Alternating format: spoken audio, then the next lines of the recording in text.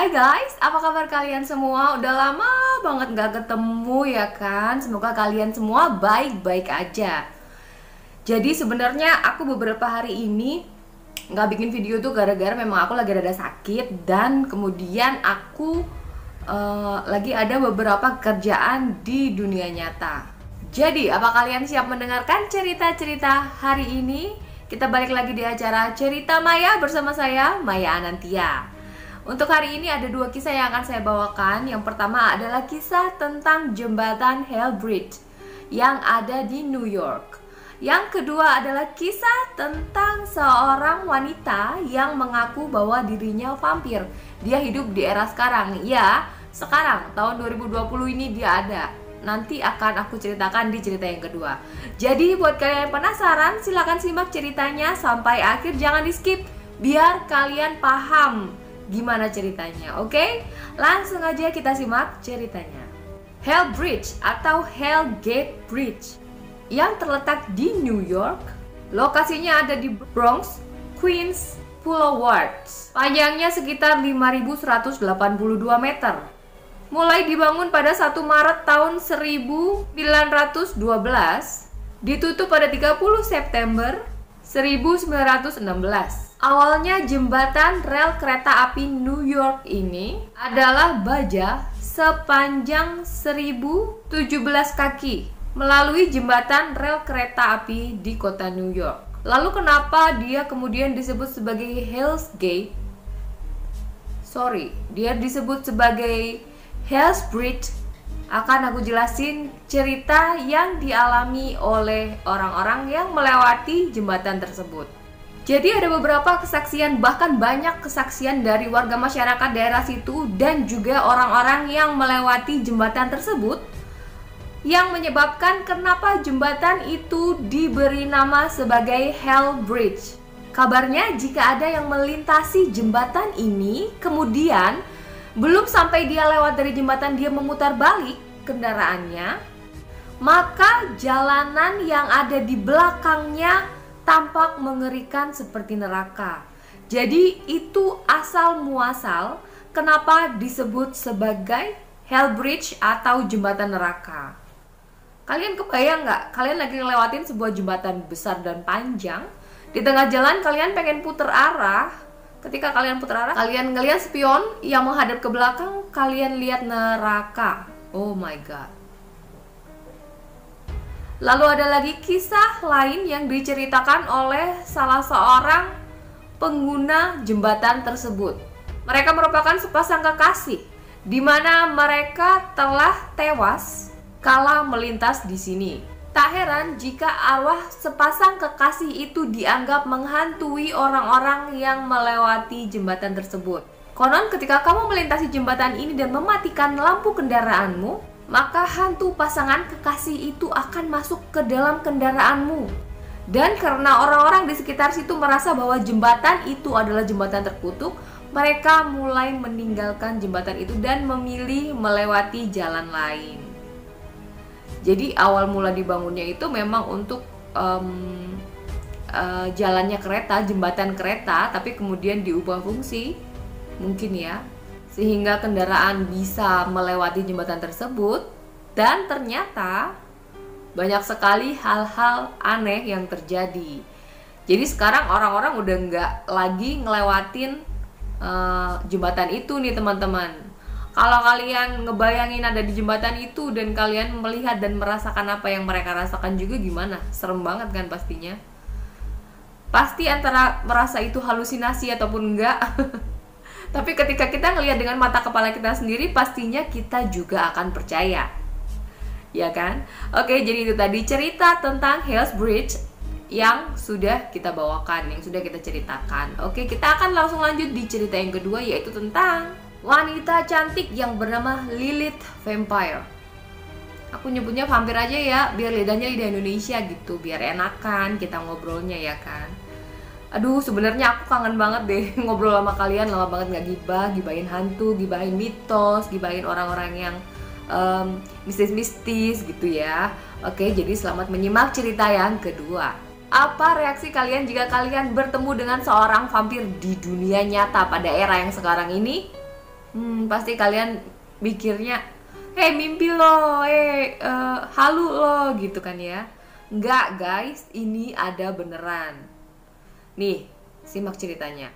Dia adalah seorang wanita yang berusia 27 tahun asal London. Namanya seperti disebutkan di awal adalah Lilith Vampire. Dia mengaku bahwa dirinya adalah seorang vampir. Meski tetap menjalani pekerjaan normal seperti manusia pada umumnya, wanita yang memiliki nama lain Dame of Darkness ini mengaku benar-benar menjalani hidupnya seperti seorang vampir. Kok bisa? Gimana ceritanya? Penasaran? Kita simak lanjutannya. Dia menghindari panas matahari dan dia juga meminum darah. Oh my god. Tadi aku baca cerita ada orang bikin patung dirinya dari darah, yang darahnya sendiri yang udah beku. Dia bikin patung dirinya bentuk mukanya gitu. Ini sekarang aku baca lagi ada orang minum darah. Kalau kalau mereka mau debus atau gimana juga nggak ngerti juga ya. Tapi aneh banget gitu loh, di zaman sekarang orang minum darah. Aduh, Coca-Cola masih enak guys, ya kan? Ngapain minum darah coba? Dikutip dari Daily Star, Lilith menyebutkan bahwa dia memulai kegiatan setiap harinya secara normal, seperti manusia pada umumnya, yaitu mulai dari jam 9 pagi sampai jam 5 sore. Dan itu merupakan waktu yang sangat mengerikan menurutnya. Namun setelah matahari terbenam, Lilith mengatakan bahwa dia merasa sangat nyaman dan sangat tenang. Saya bisa pergi keluar di pagi dan siang hari. Jadi dia masih normal nih, dia bilang gitu nih. Meskipun saya lebih suka malam hari, menghindari matahari katanya. Karena saya merasa itu mengerikan. Saya merasakan hal yang terbaik adalah setelah matahari tenggelam katanya. Jadi awal mula dia tertarik dengan dunia pervampiran sejak dirinya menonton film Dracula. Jadi film Dracula itu udah lama banget deh kayaknya. Aku masih kecil deh guys. Gak tahu juga ya, tapi dia nonton film ini itu pada saat dia umur 18 tahun. Dia bilang, aku suka segala sesuatu yang berbau tentang vampir.